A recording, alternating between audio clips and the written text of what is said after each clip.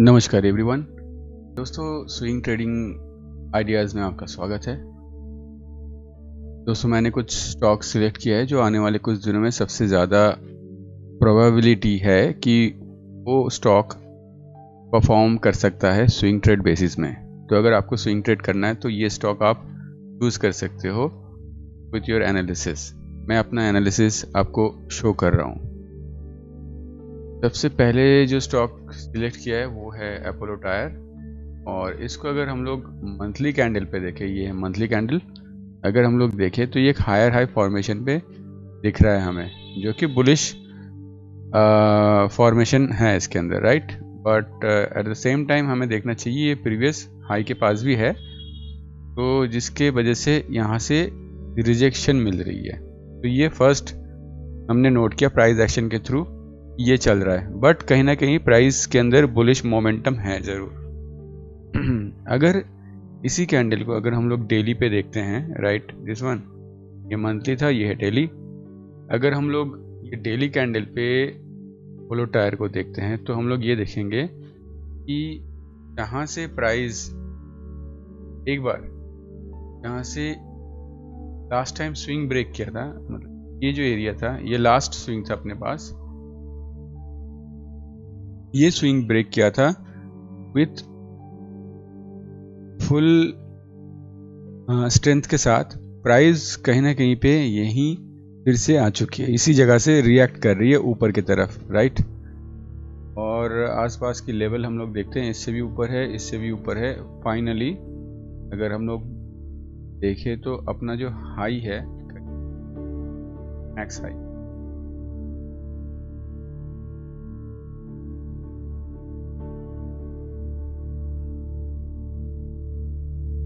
तो गाइज ये है एक out perform stock also, Nifty से ज़्यादा रिटर्न दे रहा है। ये 3 मंथ में ये 41.6 दिया है रिटर्न, और लास्ट वीक में ये 0.51 का रिटर्न्स इसने दिया है। तो मतलब ये एक आउट परफॉर्मिंग स्टॉक है। अगर हम लोग बात करें ट्रेंड लाइन की, तो कहीं ना कहीं पे ये अभी तक इस ट्रेंड लाइन के नीचे प्रॉपरली क्लोज हो नहीं पाया, ठीक है। अगर आप लोग ठीक से देखते हो कि कहीं ना कहीं पे अभी भी क्लोज नहीं दे पाया। हो सकता है ये बेस्ट प्लेस हो, आपका जो एंट्री है यहाँ से हो, और आपका टारगेट आप इससे भी ऊपर लगा सकते हो, इससे भी ऊपर लगा सकते हो। इस स्टॉक में ऑल टाइम हाई चल रहा है, तो इससे भी ऊपर लगा सकते हो। बट ऑब्वियसली यहाँ तक अगर पहुँचता है प्राइस आपका, तो आपको ब्रेक इवन कर देना चाहिए, या प्रॉफिट यहीं तक आपको बुक करना चाहिए। दोस्तों, नेक्स्ट स्टॉक है हमारे पास इंडसइंड बैंक। अगर हम लोग इसको मंथली टाइम फ्रेम पे देखते हैं तो ये एक हायर हाई फॉर्मेशन पे है, और अगर हम यहाँ पे एक ट्रेंड लाइन ड्रॉ करने की कोशिश करते हैं तो हम लोग देखेंगे कि इसका जो मेन ट्रेंड लाइन है जो मंथली कैंडल पे बन रहा था, उसको कहीं ना कहीं पे प्रीवियसली ब्रेक कर चुका है। आइए समझते हैं डेली टाइम फ्रेम पे क्या हो रहा है। अगर हम लोग इसको डेली टाइम फ्रेम पे देखें तो हमारे पास सिमिलर पैटर्न पे दिखाई दे रहा है। ये एक बुलिश फॉर्मेशन है और रैली जिसके अंदर काफ़ी बड़ा सा है। अगर आप देखते हो 3 मंथ में इसका रिटर्न भी 35.71% का रिटर्न दिया है, तो ये भी एक आउट परफॉर्म स्टॉक है। और अगर हम लोग लेवल्स की बात करें गाइस, लेवल्स जो रिसेंट लेवल इसने ब्रेक किया था, ये वाला लेवल, और इसके अंदर जो मोस्ट इस कैंडल ने जो ब्रेक किया था, ये कैंडल की अंदर ये प्राइस आ चुकी है, राइट। तो हमारे पास यही जगह है, ये सबसे बेस्ट प्लेस हो सकता है हमारे एंट्री के लिए। और एंट्री मेथड आप कुछ भी लगा सकते हो, वो डिपेंड ऑन यू, इसके अंदर कोई रॉकेट साइंस नहीं है। अगर आपको जिस भी मेथड पे आप एंट्री लगाना चाहते हो वो कर सकते हो, या तो EMA क्रॉसओवर, या तो आप इनसाइड कैंडल, या तो बुलिश एनगल्फिंग भी आप कर सकते हो। बट वो जो आप पैटर्न फॉलो करोगे वो हर बार उसी पैटर्न पे आपको लेना पड़ेगा, और रिस्क रिवॉर्ड और मनी मैनेजमेंट के साथ आपको ट्रेड को प्लान करना चाहिए, राइट। तो नेक्स्ट मेजर रेजिस्टेंस हमें दिखता है तो वो इस एरिया पे है कहीं पे,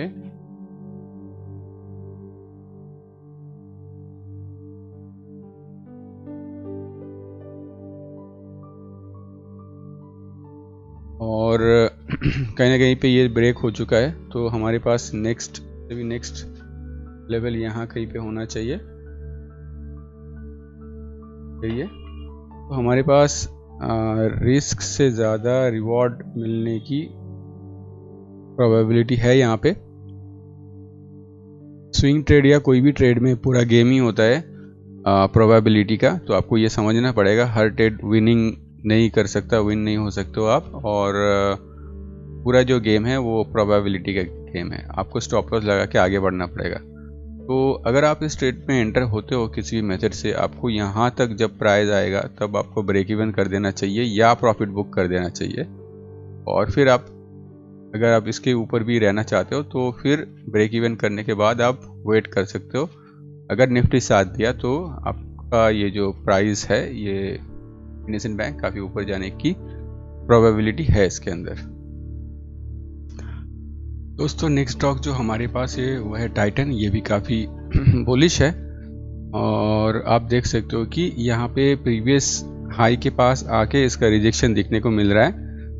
बट यहाँ पे पिछली बार 1-2 बार और ये तीसरी बार अटेम्प्ट हो रहा है यहाँ पे इस हाई को ब्रेक करने के लिए, बट इवेंचुअली ये प्रीवियस हाई के ऊपर क्लोज नहीं दे पाया मंथली कैंडल पे। बट कहीं ना कहीं पे ये हायर हाई फॉर्मेशन है।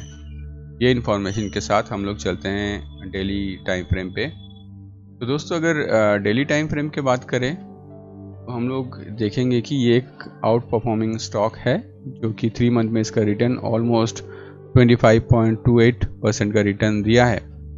तो आइए देखते हैं, समझने की कोशिश करते हैं कि इसके अंदर कहाँ से अपॉर्चुनिटी बन रही है।